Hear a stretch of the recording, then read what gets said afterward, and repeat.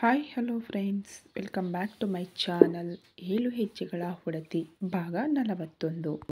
ಸೂರ್ಯನ ಕಿರಣಗಳು ಮುಖಕ್ಕೆ ಮುತ್ತಿಕ್ಕಿದಾಗಲೇ ರಾತ್ರಿಯೆಲ್ಲ ಯಾವುದೋ ಆಲೋಚನೆಯಲ್ಲಿ ಮುಳುಗಿ ಹಾಗೆಯೇ ಮರಳ ಮೇಲೆ ನಿದ್ರಿಸಿದ್ದ ರಮಣನಿಗೆ ಎಚ್ಚರವಾಗಿತ್ತು. ರಾತ್ರಿಯೆಲ್ಲ ಇಲ್ಲೇ ಮಲಗಿಬಿಟ್ನಾ ಛೇ ಅಂತ ಕಣ್ಣುಜ್ಜಿಕೊಂಡು ಎದ್ದು ಅಧಿಪತಿಗೆ ಹೋದ. ಬಂಗಲೆಯ ಜನ ಎದ್ದು ಎಷ್ಟೋ ಹೊತ್ತಾಗಿತ್ತು. ಬೆಳಗ್ಗೆ ಮುಂಚೆಯೇ ಗ್ರಾಮಫೋನ್ ರಫಿಯ ಹಾಡು ಚುಮ್ಮುತ್ತಿತ್ತು. ಅಂದಿನಿಂದ ರಮಣ್ ನಿಜಕ್ಕೂ ಬದಲಾಗಿದ್ದ. ಸುಮ್ಮನೆ ರಾಧಾಳನ್ನ ಕೆಣಕುವುದನ್ನು ನಿಲ್ಲಿಸಿದ. ಅವಳೊಂದಿಗಿನ ತಂಟೆ, ತಕರಾರು, ಜಗಳ ಎಲ್ಲದಕ್ಕೂ ಬ್ರೇಕು ಬಿತ್ತು. ಹಾಗೆಂದು ಮಾತನಾಡುವುದನ್ನೇ ಬಿಟ್ಟು ಬಿಡಲಿಲ್ಲ. ಸಹಜವಾಗಿ ಪರಿಚಿತರಂತೆ ಆಗಾಗ ಮಾತನಾಡಿಕೊಳ್ಳುತ್ತಿದ್ದರು. ಏನಾದರೂ ಕೆಲಸ ಇದ್ದರೆ ಹೇಳುತ್ತಿದ್ದ. ಅವಳು ಬೇಸರ ಪಟ್ಟುಕೊಳ್ಳದೆ ಮಾಡುತ್ತಿದ್ದಳು. ತನ್ನ ಮಾತಿಗೆ ಬೆಲೆ ಕೊಟ್ಟಿದ್ದಾನೆ ಎಂದು ಅವಳಿಗೆ ಸಮಾಧಾನವಾಗಿದ್ದರೆ, ಹೇಗೋ ತನ್ನ ಕಣ್ಣೆದುರಿಗೆ ಓಡಾಡಿಕೊಂಡು ಇದ್ದಾಳಲ್ಲ ಎಂದು ಅವನು ನಿರಾಳನಾಗಿದ್ದ. ಅವತ್ತೊಂದು ರಾತ್ರಿ ರಾಧಾ ಅವಳ ದಿನದ ಅಭ್ಯಾಸದಂತೆ ಕ್ವಾರ್ಟರ್ಸ್ ಹಿಂದೆ ಹೋದಾಗ ಕಬೀರ್ ಅವಳಿಗಿಂತ ಮೊದಲೇ ಅಲ್ಲಿ ಕುಳಿತಿದ್ದ. ಚಿಂತಾಕ್ರಾಂತನಾಗಿ ಕಂಡು ಬಂದ. ಸರ್, ಏನಾಯ್ತು ಅಂದ್ಲು. ಮೊದಲು ಸರ್ ಅನ್ನೋದು ಅಂತ ಕರೆಯೋದನ್ನ ಬಿಡಿ. ಅಷ್ಟೆಲ್ಲ ಗೌರವ ಜೀರ್ಣವಾಗೋದಿಲ್ಲ ನನಗೆ. ಕಬೀರ್ ಅಂದರೆ ಸಾಕು ಅಂತ ಸ್ನೇಹದ ನಗೆ ನಕ್ಕ. ಆಯ್ತು ಸರಿ, ಕಬೀರ್ ಅಂತಲೇ ಕರೀತೀನಿ. ನೀವು ನನಗೆ ಬಹುವಚನದಲ್ಲಿ ಕರೆಯಬೇಡಿ ಎಂದಳು. ಸರಿ ಎಂದು ಭುಜ ಕುಣಿಸಿದ. ಅವರ ಗೆಳೆತನಕ್ಕೊಂದು ಅಡಿಪಾಯ ಬಿತ್ತು. ಏನೋ ಯೋಚನೆಯಲ್ಲಿದ್ದ ಹಾಗಿತ್ತು. ತ್ರಿಶಾಲಾ, ನಮಗೆ ಗಾರ್ಮೆಂಟ್ಸ್ನಿಂದ 2 ಟ್ರಕ್ ಹೋಗುತ್ತೆ. ಒಂದು ಹಸಿರು ಬಟ್ಟೆಯ ತಾನುಗಳು, ಇನ್ನೊಂದು ಕೆಂಪು ಬಟ್ಟೆಯ ತಾನುಗಳು ಅಂದ. ಹ್ಞೂ ಅಂದ್ಲು. ಆದರೆ ಕೆಂಪು ಬಟ್ಟೆಯ ತಾನುಗಳು ಟ್ರಕ್ಕನ್ನು ಸೀಸ್ ಮಾಡಿದ್ದಾರೆ ಅಂದ. ಯಾಕೆಂದು ಅರಿಯದಷ್ಟು ದಡ್ಡಿಯಲ್ಲ ರಾಧಾ. ಕೆಂಪು ಬಟ್ಟೆಯ ಸೋಗಿನಲ್ಲಿ ಹೋಗುತ್ತಿದ್ದದ್ದು, ಸಾಗಾಣಿಕೆ ಆಗುತ್ತಿದ್ದಿದ್ದು ಗಾಂಜಾ, ಅಫೀಮು. ಅದಕ್ಕೆ ಸ್ಥಳೀಯ ಪೊಲೀಸರ ಸಹಾಯವೂ ಇತ್ತು. ತಿಂಗಳಿಗೆ ಇಂತಿಷ್ಟು ದುಡ್ಡು ನುಂಗಿ ಈ ಸಾಗಾಣಿಕೆ ನಡೆಯುವುದು ಗೊತ್ತೇ ಇಲ್ಲದ ಹಾಗೆ ಇರುತ್ತಿದ್ದರು ಈ ಭ್ರಷ್ಟ ಅಧಿಕಾರಿಗಳು. ಆದರೆ ಈ ಬಾರಿ ಟ್ರಕ್ ಸಿಕ್ಕಿಬಿದ್ದಿದ್ದು ಯಾಕೆ ಎಂದು ಆಕೆಗೆ ತಿಳಿಯಲಿಲ್ಲ. ಅದೇಗೆ ಸಿಕ್ಕಿ ಹಾಕಿಕೊಂಡಿತು ಅಂದ್ಲು. ಎಲ್ಲ ಆ ಹರಾರ್ಮೋರ್ ವಿಕ್ಟರ್ ಕೆಲಸ ಅಂದ. ವಿಕ್ಟರ್ ಯಾರು ಅಂತ ಕುತೂಹಲ ಉಕ್ಕಿತ್ತು. Victor Lawrence. ತೆಗೆದ ಬಾಯಿಗೆ ಅವನಿಗೆ ವಾಮಾಗೋಚರ ಬೈದ. ಗೋವರ್ಧನ್ ಸಾಹೇಬರ ಬದ್ಧ ವೈರಿ.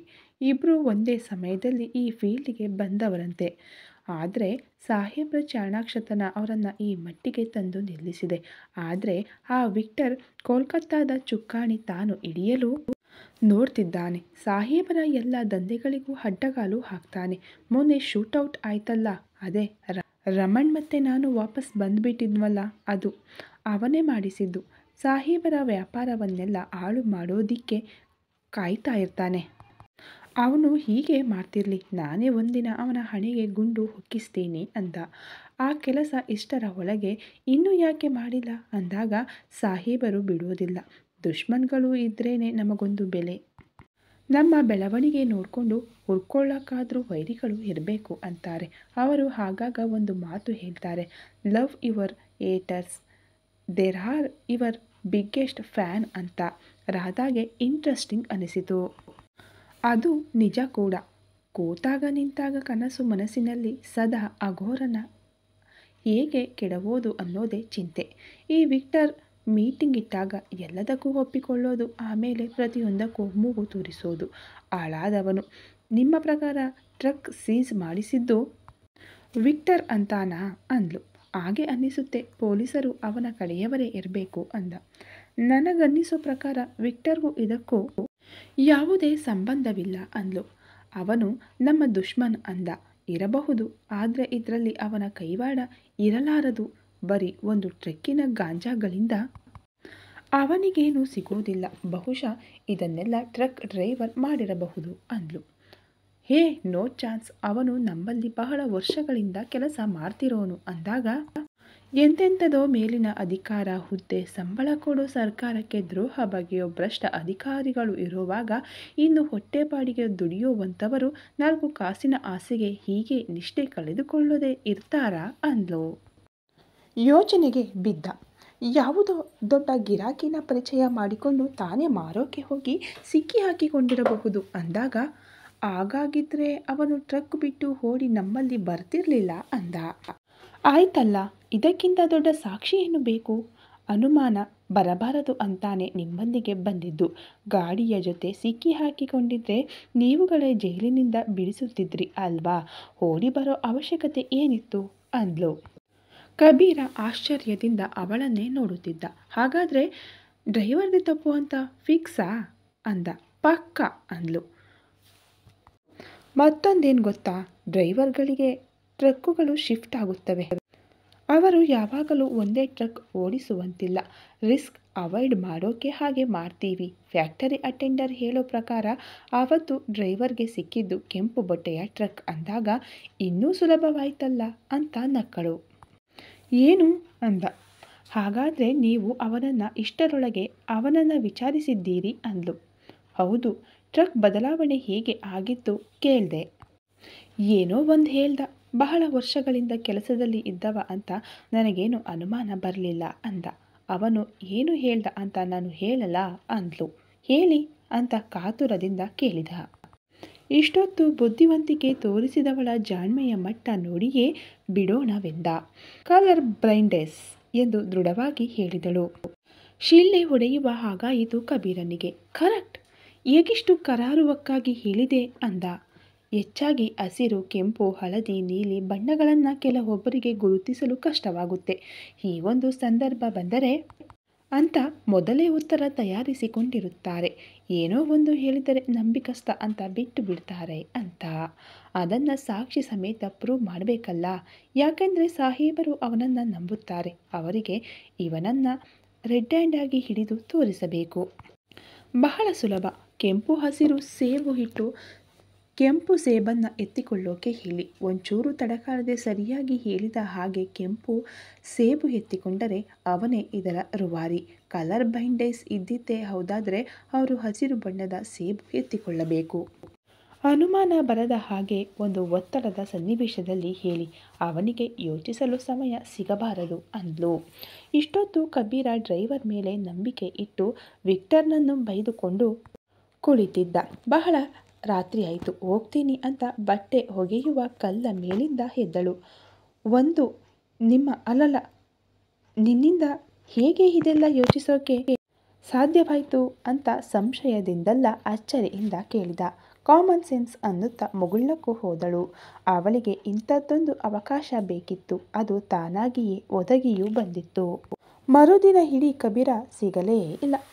ಸಂಜೆ ರಮಣ್ ಕಬೀರ್ ಇಬ್ಬರೂ ಒಟ್ಟಿಗೆ ಕುಳಿತಿದ್ದರು. ಕೌಮುದಿ ಒಂದು ಕಾಫಿ ಕಪ್, ಇನ್ನೊಂದು ಚಹಾ ಕಪ್ ಟ್ರೈನಲ್ಲಿ ಇಟ್ಟು, ನೋಡು ತ್ರಿಶಾಲಾ, ಕಾಫಿನ ಕಬೀರಂಗೆ ಕೊಡು. ಬಾಬುವಿಗೆ ತಲೆ ನೋವಂತೆ, ಈ ಟೀ ಅವನಿಗೆ ಕೊಟ್ಟು ಬಿಡು ಅಂದ್ಲು. ಶುಂಠಿ ಹಾಕಿದ್ದ ಅಂದಾಗ ಅಲ್ಲ ಅಂದ್ಲು. ತಲೆನೋವು ಬಂದಾಗ ಶುಂಠಿ ಟೀ ಕುಡಿತಾರೆ ಅವರು ಅಂದ್ಲು. ನಿನಗೇಗೆ ಗೊತ್ತು ಅಂತ ಪಟ್ಟನೆ ಬಂತು ಪ್ರಶ್ನೆ. ಕ್ಷಣ ಗಲಿಬಿಲಿಯಾದಳು ರಾಧಾ. ನೀವೇ ಹೇಳಿದ್ರಲ್ಲ ಅಕ್ಕ, ಮರೆತು ಹೋಗಿದೆ ನಿಮಗೆ ಅನ್ನುತ್ತಾ ಅಲ್ಲಿ ನಿಲ್ಲದೆ ಟ್ರೈ ಹಿಡಿದು ಹೊರಟೇ ಬಿಟ್ಟಳು. ಕಬೀರ ಬಹಳ ಸಂತೋಷದಲ್ಲಿದ್ದ. ರಾಧಾಳನ್ನ ಕಂಡಿದ್ದೆ ನಿನ್ನ ಐಡಿಯಾ ಸಕ್ಸಸ್ ಅಂದ. ಚಂದದ ನಗು ನಕ್ಕಳು. ನಾನೊಂದು ಪ್ರಶ್ನೆ ಕೇಳೋಣ ರಮಣ್ ನಿಂಗೆ ಅಂದ. ಕೇಳು ಅಂದ ರಮಣ್. ಆ ಟ್ರಕ್ ಘಟನೆ ಹೇಳಿ ಇದನ್ನೆಲ್ಲ ಮಾಡಿಸಿರೋರು ಯಾರು ಅಂತ ಕಂಡುಹಿಡಿ ನೋಡೋಣ ಅಂದ.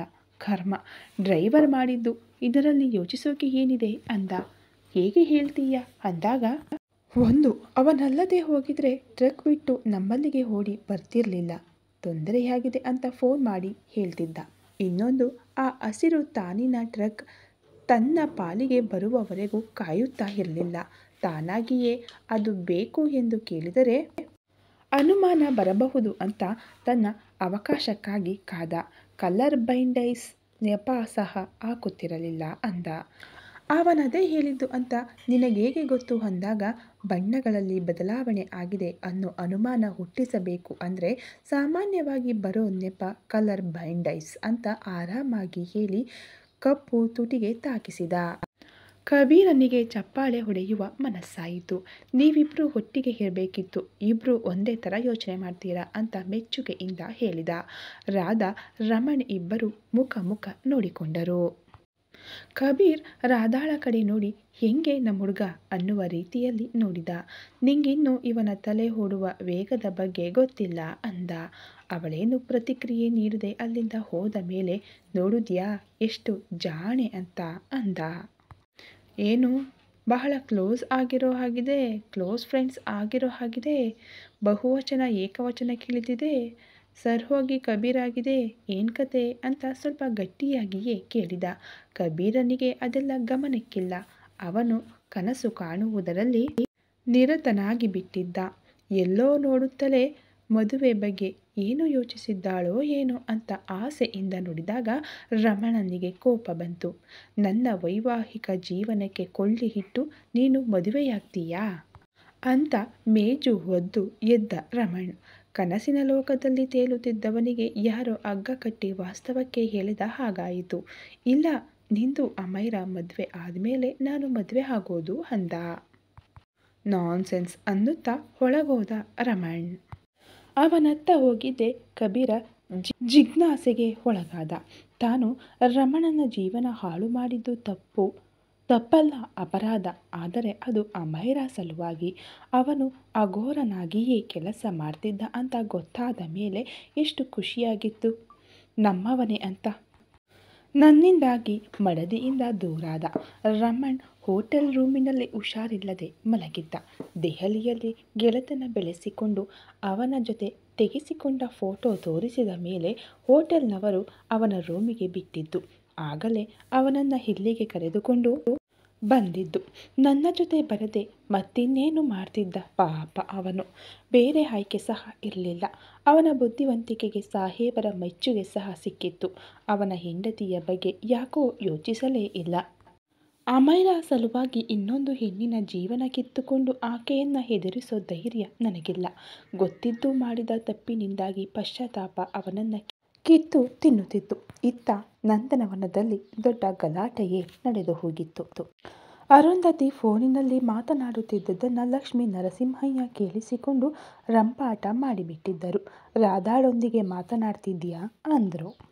ಅರುಂಧತಿ ಅವಳೇ ಏನೂ ತೊಂದರೆ ಇಲ್ಲ ಅಂತ ಹೇಳೋಕೆ ಫೋನು ಮಾಡಿದ್ದು ಅಂತ ತೊದಲಿ ನುಡಿದಾಗ ನರಸಿಂಹಸ್ವಾಮಿಯೇ ಆಗಿಬಿಟ್ಟಿದ್ದರು. ಆ ಅಯೋಗ್ಯ ರಾಸ್ಕಲ್ ಬಗ್ಗೆ ಮಾತನಾಡಿದ ಹಾಗಿತ್ತು. ಏನಂತೆ, ಅಲ್ಲೇ ಇದ್ದಾನಂತ? ಅಲ್ಲೇನು ಮಾಡ್ತಿದ್ದಾನೆ ಅವನು ಅಂದಾಗ ಅದು ಅಂತ ಮತ್ತೆ ತಡವರಿಸಿದಾಗ ನಿಜ ಹೇಳು, ಏನು ವಿಷಯ ಅಂತ ಕಣ್ಣು ಕೆಂಪು ಮಾಡಿ ಕೇಳಿದ್ದರು. ಪೂರ್ತಿ ವಿಷಯ ತಿಳಿಯುವುದರೊಳಗೆ ಕೂಗಾಟ ಶುರು ಮಾಡಿದ್ದರು. ಏಯ್ ಸುಹಾಸ, ವಿಮಾನ ಟಿಕೆಟ್ ಬುಕ್ ಮಾಡು. ಈಗಲೇ ಕೋಲ್ಕತ್ತಾಗೆ ಹೋಗಿ ಆ ಅಯೋಗ್ಯನನ್ನು ನಾನೇ ಸುಟ್ಟು ಹಾಕ್ತೀನಿ. ನನ್ನ ಮೊಮ್ಮಗಳು ವಿಧವೆ ಆದರೂ ಚಿಂತೆ ಇಲ್ಲ. ಆ ಕತ್ತೆ ಬಡವನಂಥ ದೇಶದ್ರೋಹಿಗಳು ಬದುಕಿರಬಾರ್ದು ಅಂದರು.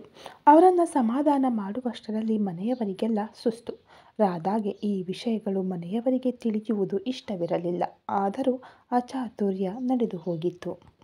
ಬೆಳಗಾಗುತ್ತಲೇ ಮೈಗೆ ಪಟ್ಟಾಗಿ ಕುಳಿತ ಬಿಳಿಯ ಶರ್ಟ್, ಅದಕ್ಕೊಪ್ಪುವ ಟೈ, ಕಪ್ಪು ಪ್ಯಾಂಟ್, ಮಿರಿಮಿರಿ ಮಿಂಚುವ ಶೂ ಧರಿಸಿ ಕೋಟನ್ನು ಕೈ ತೋಳ ಮೇಲೆ ನೇತಾಕಿಕೊಂಡು ಕೋಣೆಯಿಂದ ಹೊರಬಿದ್ದ ರಮಣನನ್ನೇ ನೋಡುತ್ತಾ ನಿಂತಳು ರಾಧಾ. ಮೆಟ್ಟಿಲಿಳಿದು ಉದ್ದ ಕಾರಿಡಾರಿನಲ್ಲಿ ದಡದಡನೆ ನಡೆದು ಬರುತ್ತಿದ್ದ. ಮೊದಲೇ ಚೆಲುವ, ಈಗಂತೂ ಕಣ್ಣು ಕೊರೈಸುವಷ್ಟು ಚೆಂದ. ಅವನ ಅಂದಕ್ಕಿಂತ ರಾಧಾಳನ್ನು ಸೆಳೆದಿದ್ದು ಅವನ ನಡಿಗೆ.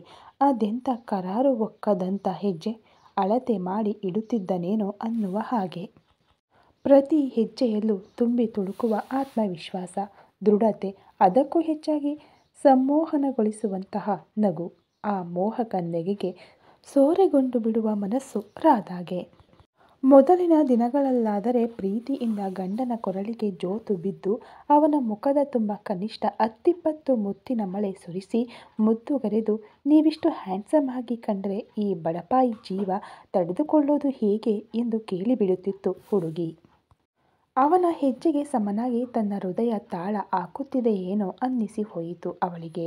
ಪತಿರಾಯನ ನಗುವಿನ ಮೋಡಿಗೆ ಒಳಗಾದವಳಂತೆ ಅವನನ್ನೇ ನೋಡುತ್ತಾ ನಿಂತವಳಿಗೆ ಪಟ್ಟನೆ ಎಚ್ಚೆತ್ತು ಮೊನ್ನೆ ತಾನೇ ಕಡಲ ತಟದಲ್ಲಿ ಅವನಿಗೆ ಬೋಧನೆ ಮಾಡಿ ಬಂದು ತಾನೇ ಈಗ ಮೈಮರೆತು ನಿಂತಿದ್ದಕ್ಕೆ ಶಪಿಸಿಕೊಂಡಳು. ಮುಖ ಭಾವನೆಗಳನ್ನು ಮುಚ್ಚಿಡಲು ಯಶಸ್ವಿಯಾದರೂ ಕಣ್ಣುಗಳು ಮೆಚ್ಚುಗೆಯನ್ನು ವ್ಯಕ್ತಪಡಿಸಿಯಾಗಿ ಹೋಗಿತ್ತು. ಮೊದಲಾದರೆ 2 ನಿಮಿಷ ನಿಂತು ಅವಳನ್ನು ಗೋಳು ಹೊದ್ದುಕೊಂಡು ಹೋಗುತ್ತಿದ್ದ. ಆದರೆ ಆವತ್ತು ಅಂಥದ್ದೇನೂ ಮಾಡದೆ ಅವಳನ್ನು ನೋಡಿಯೂ ನೋಡದಂತೆ ಪಕ್ಕದಲ್ಲೇ ಸರಿದು ಹೋದ. ರಾಧಾಗೆ ಒಂದು ತರಹ ನೋವು ಆಗಿ ಹೋಯಿತು. ಅವಳಿಗೆ ಅವನೆಲ್ಲಿ ಹೋಗುತ್ತಿದ್ದಾನೆಂದು ತಿಳಿಯಲಿಲ್ಲ. ತಿಳಿದುಕೊಳ್ಳುವ ಆಸಕ್ತಿಯೂ ಅವಳಿಗೆ ಉಂಟಾಗಲಿಲ್ಲ. ಮಧ್ಯಾಹ್ನವಾಗುತ್ತಲೇ ಬಂದ. ಕೊಂಚ ಬಳಲಿದವನಂತೆ ಕಂಡು ಬಂದ. ರೀಮಾ ಮೇಲಿಂದ ಕೂಗಿದಳು, ಕೌಮುದಿ, ಕೋಣೆಯ ಜಗ್ಗಿನಲ್ಲಿ ನೀರು ಖಾಲಿಯಾಗಿದೆ. ಯಾರ ಬಳಿಯಲ್ಲಾದರೂ ಕೊಟ್ಟು ಕಳುಹಿಸು, ಮಾತ್ರೆ ತಗೋಬೇಕು ಅಂತ. ಕೌಮುದಿ 10 ಜನರ ಕೆಲಸ ಮಾಡಿ ಬಿಡುವಷ್ಟು ಚುರುಕು. ಆದರೆ ದಿನಕ್ಕೆ 20 ಸಲ ಕಾಫಿ ಅದೋ ಇದು ಹಿಡಿದು ಲಾನಿಗೆ ಮಹಡಿಗೆ ಓಡಾಡುವಷ್ಟು ತಾಳ್ಮೆ ಇಲ್ಲ ಆಕೆಗೆ. ಎಲ್ಲ ತಯಾರಿಸಿ ರಾಧಾಳ ಕೈಗಿಟ್ಟು ಅವಳನ್ನೇ ದೂಡಿಬಿಡುತ್ತಿದ್ದಳು. ರಾಧಾಗೇನು ಬೇಜಾರಿಲ್ಲ. ಸ್ವಲ್ಪ ಓಡಾಡಿಕೊಂಡರೆ ವ್ಯಾಯಾಮ ಆದ ಹಾಗೆ ಇರುತ್ತೆ ಅನ್ನುವ ಚಿಂತನೆ ಅವಳದು. ಅಡುಗೆ ಮನೆಯಲ್ಲಿ ಖಾಲಿಯಾಗಿದ್ದ ನೀರಿನ ಜಗ್ಗು ತುಂಬಿಸಿಕೊಂಡು ಮಹಡಿ ಮೆಟ್ಟಿಲು ಹತ್ತಿ ಹೋದಳು. ಹಾಕಿಕೊಂಡಿದ್ದ ಕೋಟು ಬಿಚ್ಚಲಾಗದೆ ರಮಣ್ ಕಷ್ಟಪಡುತ್ತಿದ್ದ. ರಮಣ್ ಅವಳಿಗಷ್ಟೇ ಕೇಳುವ ಹಾಗೆ ಕರೆದ, ರಾಧಾ ಅಂತ. ತಟ್ಟನೆ ನಿಂತಳು. ಅವಳಿಗೆ ಅಚ್ಚರಿಯಾಯಿತು. ರಮಣ್ ಅವಳನ್ನು ಪೂರ್ತಿ ಹೆಸರಿನಲ್ಲಿ ಕರೆಯುವುದು ಬಿಟ್ಟು ಯಾವುದೋ ಸಮಯವಾಗಿತ್ತು. ಮುದ್ದಾಗಿ ರಾಧು ಅನ್ನುತ್ತಿದ್ದ. ಏನೋ ಕಳೆದುಕೊಳ್ಳುತ್ತಿದ್ದೇನೆ ಅನ್ನಿಸಿತು ರಾಧಾಗೆ. ಒಳಗೆ ಹೋದವಳು ಜಗ್ಗು ಮೇಜಿನ ಮೇಲೆ ಇಟ್ಟು ಅವನ ಕೋಟು ತೆಗೆಯಲು ಸಹಾಯ ಮಾಡಿದಳು. ಎಡಗೈ ಭುಜಕ್ಕೆ ಅವಳ ಕೈ ತಗುಲಿದಾಗ ನೋವಿನಿಂದ ಮುಖ ಹಿಂಡಿ ಹಾಂ ಅಂದ. ಏನಾಯ್ತು ಅಂದ್ಲು. ಏನಿಲ್ಲ, ಬಹುಶಃ ಎಡಗೈ ಮೇಲೆ ಭಾರ ಹಾಕಿ ಮಲಗಿಬಿಟ್ಟಿದ್ದೆ ಅನ್ಸುತ್ತೆ. ಬಹಳ ನೋವು ಎಂದ. ಬೆಳಿಗ್ಗೆ ಹೋದಲ್ಲಿ ಸ್ವಲ್ಪ ಕಿರಿಕ್ ಆಗಿ ಬಡಿದಾಡಿಕೊಂಡು ಬಂದ ವಿಷಯ ಹೇಳಲು ಮನಸ್ಸು ಬಾರಲಿಲ್ಲ ಅವನಿಗೆ. ಅವಳ ದೃಷ್ಟಿ ಲ್ಯಾಪ್ಟಾಪ್ ಮೇಲೆ ಬಿತ್ತು. ಅದರ ವಾಲ್ಪೇಪರ್ ಮೊದಲೊಮ್ಮೆ ನೋಡಿದ ಡ್ರ್ಯಾಗನ್ ಚಿತ್ರ. ಸೆಕೆಂಡಿಗೂ ಬದಲಾಗುತ್ತಿತ್ತು. ಒಮ್ಮೆ ಡ್ರ್ಯಾಗನ್, ಒಮ್ಮೆ ಅಘೋರಾದ ಲಾಂಛನ. ಅವಳ ನೋಟವನ್ನೇ ಹಿಂಬಾಲಿಸಿ ನೋಡಿದ. ಆವತ್ತು ಇದನ್ನೇ ತಾನೇ ನೋಡಿದ್ದು ನೀನು ಅಂದ. ಹೌದು, ಆದರೆ ಆಮೇಲೆ ಸಿಗ್ಲೇ ಇಲ್ವಲ್ಲ ಅಂದಾಗ ನಾನದನ್ನು ಡಿಲೀಟ್ ಮಾಡಿಬಿಟ್ಟಿದ್ದೆ ಅಂದ. ಅಂದರೆ ನಿಮಗೆ ನಾನು ನೋಡಿರಬಹುದು ಅಂತ ಮೊದಲೇ ಅನುಮಾನ ಇತ್ತಾ ಅಂದ್ಲು.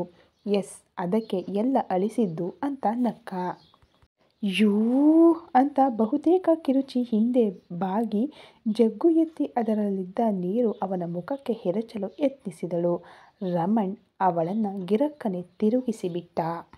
ಅವಳಿಗೆ ಆಯ ತಪ್ಪಿತ್ತು. ಜಗ್ಗಿನಲ್ಲಿದ್ದ ನೀರು ಹಾರಿ ಸರಿಯಾದ ಸಮಯಕ್ಕೆ ಕೋಣೆಯ ಬಾಗಿಲಿಗೆ ಯಾವುದೋ ಹಾಡು ಗುನುಗಿಕೊಂಡು ಕೀ ಹಾರಿಸಿ ಕ್ಯಾಚ್ ಹಿಡಿಯುವ ಆಟ ಆಡುತ್ತಾ ಬಂದ ಕಬೀರನ ಮೇಲೆ ಚೆಲ್ಲಿತ್ತು. ತತ್ತೇರಿಕೆ, ನಾನು ಈಗಷ್ಟೇ ಸ್ನಾನ ಮಾಡಿ ಬಂದಿದ್ನಲ್ಲ, ಮತ್ತ್ಯಾಕೆ ಸ್ನಾನ ಮಾಡ್ತಿದ್ದು ಅಂದುಕೊಂಡ. ಅಲ್ಲ, ನೀರನ್ನು ಯಾಕೆ ಹಾಗೆ ಎರಚಿದ್ರಿ ಅಂತ ಅಂದ. ಅದು ಹಲ್ಲಿ ಇತ್ತು ಅಂತ ಬಾಯಿಗೆ ಬಂದಿದ್ದು ಹೇಳಿದಳು. ಹಲ್ಲಿ ಗಾಳಿಲ ಹಾರಾಡ್ತಿತ್ತ ಅಂದ. ಅಲ್ಲಲ್ಲ, ಜಿರಳೆ ಅಂದ್ಲು. ವಿಚಿತ್ರವಾಗಿ ಅವಳನ್ನೇ ನೋಡುತ್ತಾ ನಿಂತ. ಮಾತು ಬದಲಾಯಿಸಿ ಅವನ ಗಮನ ಬೇರೆಡೆಗೆ ಹರಿಸಿದಳು. ಅಯ್ಯೋ, ನೀರೆಲ್ಲ ಶರ್ಟ್ ಮೇಲೆ ಚೆಲ್ಲೋಯ್ತಲ್ಲ, ನಾನು ಒಗೆದು ಕೊಡ್ತೀನಿ ಅನ್ನುತ್ತಾ ಸೆರಗ ತುದಿಯಲ್ಲಿ ಅವನ ಶರ್ಟ್ ಒರೆಸಲು ಮುಂದಾದಾಗ ರಮಣ್ ಬೈದ. ಒಂದು ಕೆಲಸ ನೆಟ್ಟಗೆ ಮಾಡೋಕೆ ಬರುತ್ತಾ ನಿನಗೆ, ಹೋಗಿಲ್ಲಿಂದ ಅಂತ ಗದರಿದ್ದ. ಅವಳ ಮುಖ ಬಾಡಿದಾಗ ಕಬೀರನಿಗೆ ಅಯ್ಯೋ ಪಾಪ ಅನಿಸಿತು. ಏಯ್, ಯಾಕೆ ಹಾಗೆ ಗದರ್ತೀಯ? ಯಾರಿಗೂ ಬೈಯೋದಿಲ್ಲ ನೀನು. ಇವಳನ್ನು ನೋಡಿದರೆ ಯಾಕೆ ಹಾಗೆ ರೇಗ್ತೀಯ ಅಂತ ಗೊತ್ತಾಗಲ್ಲ. ನಾನು ಬಹಳ ಸಲ ನೋಡಿದ್ದೀನಿ. ನಿನ್ನ ಜೊತೆ ಮಾತನಾಡಿ ಬಂದಾಗಲೆಲ್ಲ ಆಕೆಯ ಮುಖ ಚಿಕ್ಕದಾಗಿರುತ್ತೆ. ಏನು ನಿನ್ನ ಪ್ರಾಬ್ಲಮ್ ಅಂದ.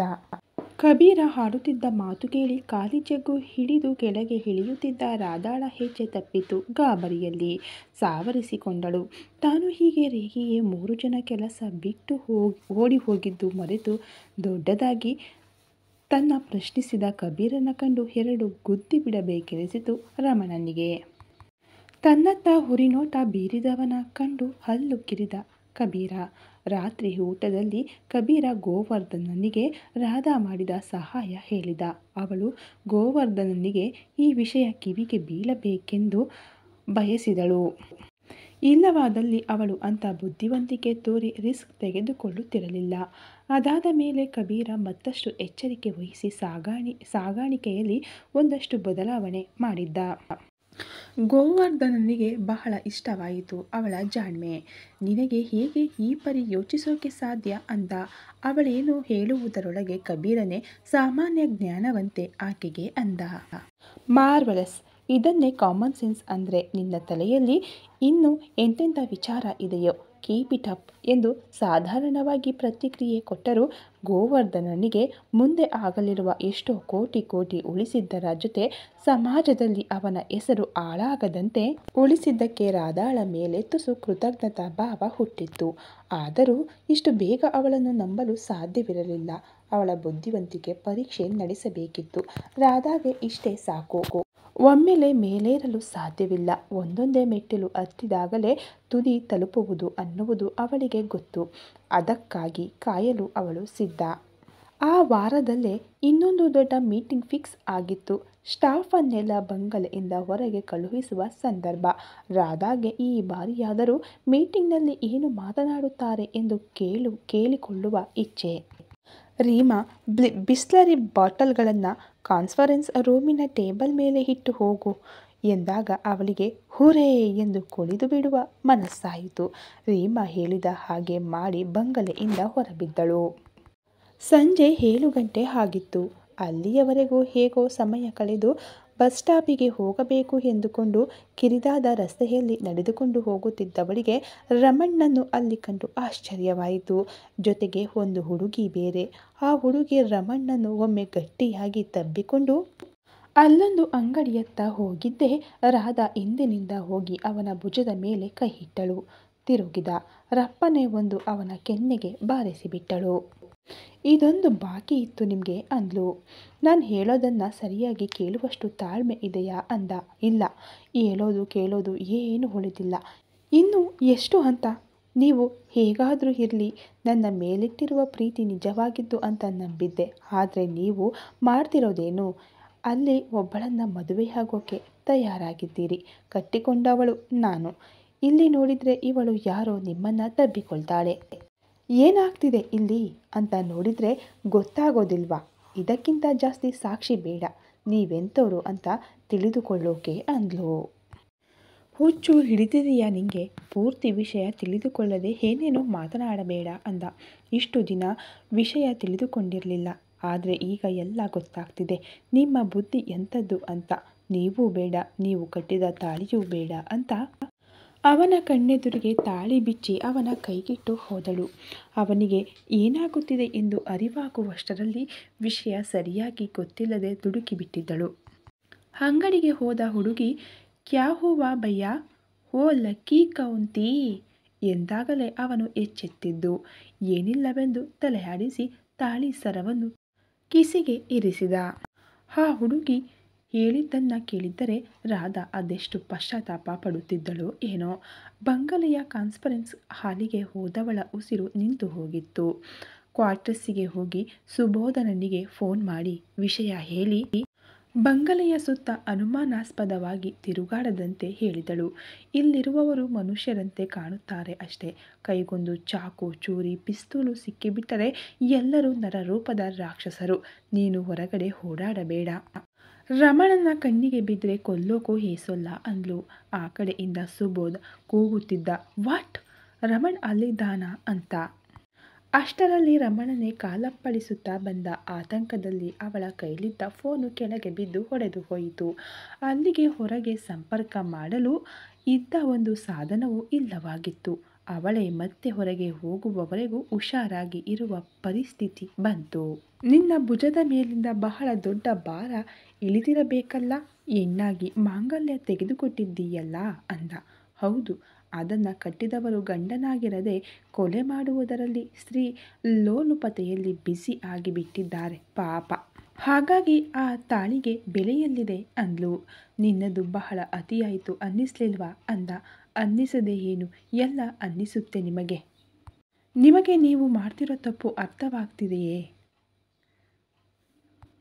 ದೊಡ್ಡದಾಗಿ ನನಗೆ ಹೇಳೋಕೆ ಬಂದಿದ್ದೀರಲ್ಲ, ಯಾಕೆ ತಾಳಿ ಕಟ್ಟಿಕೊಂಡವರು ಮಾತ್ರ ಆ ಸಂಬಂಧಕ್ಕೆ ಬದ್ಧರಾಗಿರಬೇಕಾ? ಕಟ್ಟಿದವರಿಗೆ ಯಾವ ಕಟ್ಟಡೆ ಬದ್ಧತೆಯೂ ಇಲ್ವಾ? ನೀವು ಈ ಕ್ರಿಮಿನಲ್ ದಂಧೆಗೆ ಇಳಿಯೋಕೆ ಕಾರಣವೇನು? ಪರಿಸ್ಥಿತಿ ಏನು? ಅದ್ಯಾವುದು ನನಗೆ ಬೇಕಾಗಿರಲಿಲ್ಲ. ಹಾಳಾಗಿ ಹೋಗಲಿ ಅಂತ ಸುಮ್ಮನಾಗಿದ್ದೆ. ಆದರೆ ಈಗ ನೀವು ಮಾಡ್ತಿರೋ ಮೋಸಗಳ ಬಗ್ಗೆ ಅರಿವಾಗಿದೆ. ಇಂಥ ದರಿದ್ರ ಕೆಲಸ ಮಾಡ್ತಿರೋರು ನನ್ನ ಯಾಕೆ ಮದುವೆ ಆಗಬೇಕಿತ್ತು? ತಾತ ಕೇಳಿದಾಗ ಸಾಧ್ಯವಿಲ್ಲ ಅಂತ ಹೇಳೋಕೆ ಆಗ್ತಿರ್ಲಿಲ್ವಾ? ಅದು ಹೋಗಲಿ, ಆಮೇಲಾದರೂ ಯಾಕೆ ಪ್ರೀತಿ ಮಾಡುವ ನಾಟಕವಾಡಿದ್ದು? ಆಮೇಲೆ ಅಷ್ಟು ಸುಲಭವಾಗಿ ಬಿಟ್ಟು ಹೋಗಿದ್ದು ಹೇಗೆ ಸಾಧ್ಯ ನಿಮ್ಮಿಂದ ಇದೆಲ್ಲ? ಏನೂ ಗೊತ್ತೇ ಇಲ್ಲದ ಹಾಗೆ ಸಂಭಾವಿತನ ಸೋಕಿನಲ್ಲಿ ಸಂಸಾರ ಮಾಡೋದು ಅಂದ್ಲು. ಪದೇ ಪದೇ ಇದನ್ನೇ ಹೇಳ್ತಿದ್ದೀಯ ಅಂದ. ಅವನಿಗೂ ಕೋಪ ಬಂತು. ಆಗಿದ್ದನ್ನು ಹೇಳದೆ ಇನ್ಯಾವುದನ್ನು ಹೇಳಲಿ? ಕತ್ತಿನಲ್ಲಿ ಆ ತಾಳಿಯೊಂದು ಇದ್ದಿದ್ದಕ್ಕೆ ಇಷ್ಟು ದಿನ ಹೆಣ್ಣುತನ ಸೆಳೆಯುತ್ತಿತ್ತು. ಇನ್ನೂ ಸಾಧ್ಯವಿಲ್ಲ ಅಂದ್ಲು. ನಿಮ್ಮ ಮನೆಯವರೆಲ್ಲ ಆರಾಮವಾಗಿ ಇದ್ದಾರಾ ಅಂತ ಮಾತು ಬದಲಾಯಿಸಿದ. ಅವನ ಕೊರಳ ಪಟ್ಟಿ ಹಿಡಿದಳು. ಇಲ್ಲಿಂದಲೇ ಕುಳಿತು ನನ್ನ ಮನೆಯವರಿಗೆ ತೊಂದರೆ ಕೊಡ್ತಿಲ್ಲ ತಾನೇ ಅಂದ್ಲು. ನೋ, ಅವರು ಹಾಕಿದ ಅನ್ನದ ಋಣ ಇದೆ. ಅದಿಲ್ಲದೆ ಇದ್ರೆ ನಿನ್ನನ್ನು ಕಟ್ಟಿಕೊಳ್ಳುವ ಮಾತೇ ಇರಲಿಲ್ಲ.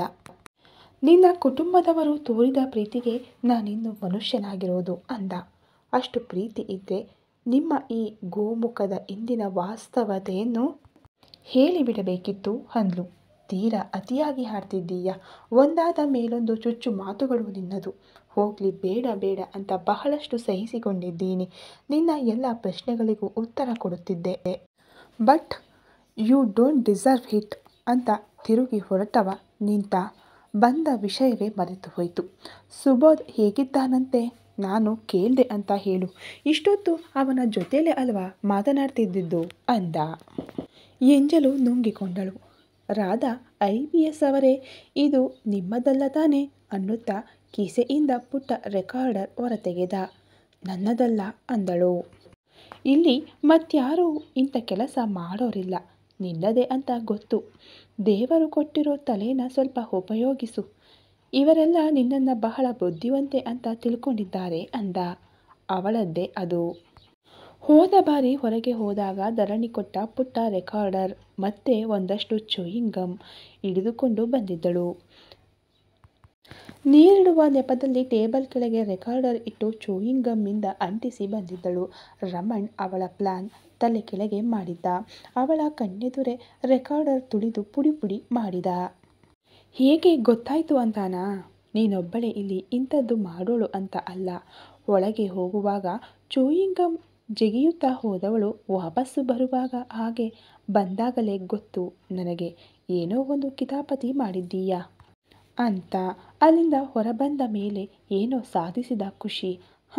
ಹಾಗೆ ಇನ್ನೊಂದು, ಮುಂದೆ ಒಮ್ಮೆ ನೀನೇ ಬಂದು ಈ ತಾಳಿ ಕಟ್ಟಿ ಅಂತ ಕೇಳಿಕೊಳ್ಳದ ಹಾಗೆ ಮಾಡದೇ ಇದ್ರೆ ನನ್ನ ಹೆಸರು ರಮಣ್ ಅಲ್ಲ, ನೋಡ್ತಿರು ಅಂತ ಗತ್ತಿನಿಂದ ಹೇಳಿದ.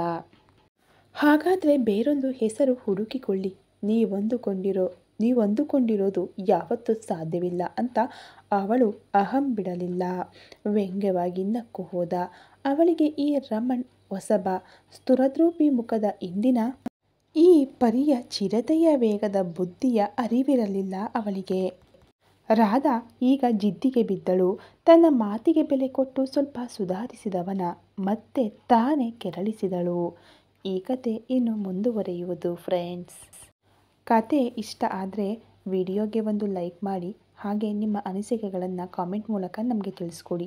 ಹಾಗೆ ನಿನ್ನೆ ಎಪಿಸೋಡ್ನ ಯಾರೆಲ್ಲ ಇನ್ನೂ ನೋಡಿಲ್ವೋ ಈಗಲೇ ಹೋಗಿ ನೋಡಿ. ಪ್ಲೇಲಿಸ್ಟಲ್ಲಿ 1ರಿಂದ ಇವತ್ತಿನವರೆಗೂ ಯಾವ ಎಪಿಸೋಡ್ ಬೇಕು ಎಲ್ಲ ಕೂಡ ಸಿಗುತ್ತೆ. ಹಾಗೆ ವಿಡಿಯೋ ನೋಡ್ತಾ ನಮಗೆ ಸಪೋರ್ಟ್ ಮಾಡ್ತಾ ಇರೋ ನಿಮ್ಮೆಲ್ಲರಿಗೂ ತುಂಬ ಹೃದಯದ ಧನ್ಯವಾದಗಳು friends. Thank you so much.